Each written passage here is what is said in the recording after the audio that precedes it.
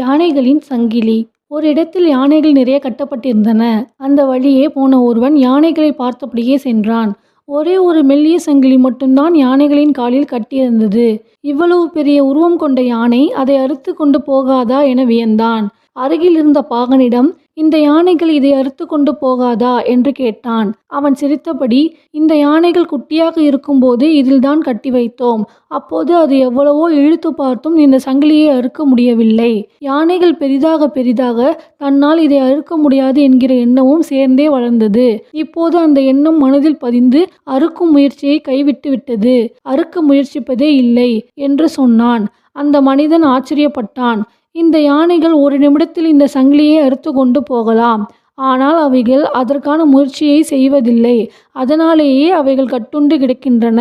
இந்த யானைகள் போல் நம்மில் எத்தனை பேர் முன்பு சில முறை தோற்றனால் மீண்டும் முயற்சிக்காமலேயே துவண்டு போகிறோம். முயற்சிப்பதையே விட்டு விடுகிறோம். இந்த வீடியோ பிடிச்சிருந்தா லைக் பண்ணுங்க. மறக்காம நம்ம சேனலை சப்ஸ்கிரைப் பண்ணிடுங்க. நன்றி.